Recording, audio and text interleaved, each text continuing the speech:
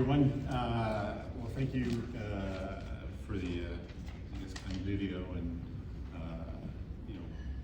thanks for the Aquatic Hall of Fame. Looking at everyone's been nominated over the last 34 years is pretty amazing. So I've been able to swim with a lot of them, compete under a lot of them.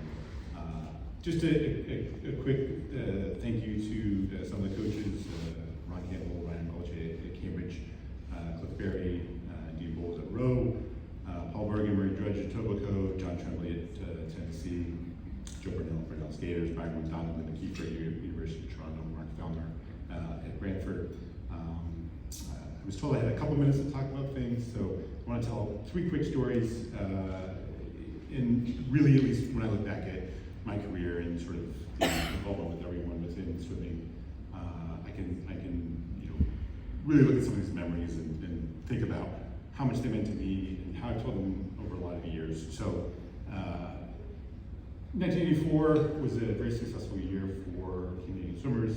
We have Olympic medalists. I made the transition from Cambridge to swim at Regional Waterloo. So Victor Davis was there, Mike West was there, and we go to nationals.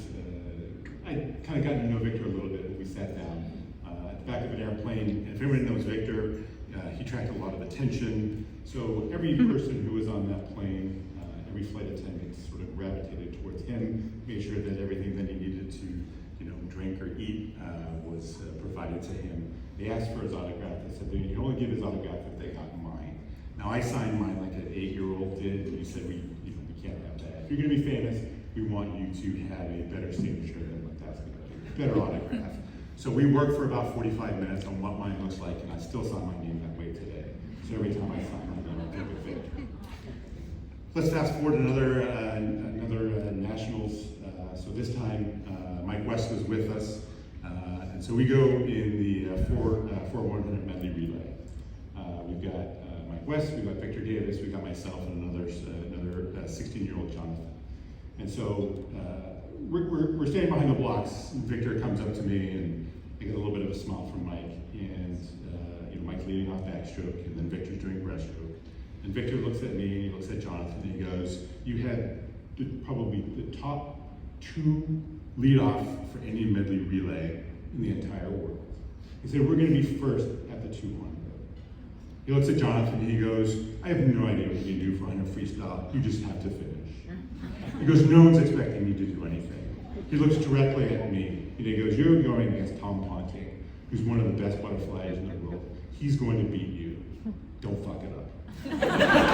So, we ended up second, which was far greater than we ever expected. Okay. Now, last little story, right? So again, think of all the different fun things we have.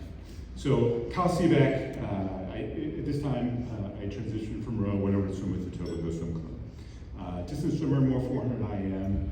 I really hadn't gotten into the backstrokes a whole lot. And so we were in a grueling practice. It was a Friday night, and we got about 5,000 meters into it for warm-up.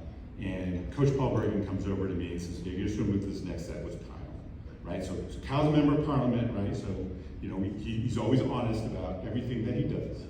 And so the set is 10 times 800 on 9 minutes. I want you to descend them, and I want you to negative split, right? Brutal, totally dead. He looks at the middle distance and sprinters and goes, "You've had a tough week. We're going to work on some starts. We had a couple sprints out the blocks, but you're kind of pretty much done."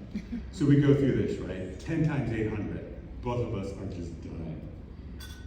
There probably was like on 4 or 5, we're like, okay, we're not going to make 9 minutes. We're definitely not negative splitting this. We kind of do a turn at around 30, 35 meters in the 50-meter pool, just so we can make the time and kind of get back on schedule. So we get to the end of it. At the end of the 10, everyone else is gone except for Kyle and I. So Coach Bergen comes up to us and he goes, "Raymond, you had 3 things you needed to do. You 10 800s, you needed a negative split, you needed to descend. Did you do that?" I go, "I made the first 4, and then I had to skip kind of in the middle, and I made the last couple, but I really didn't descend, didn't split them."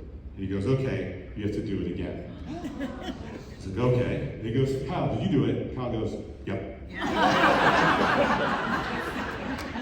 Thank you very much for the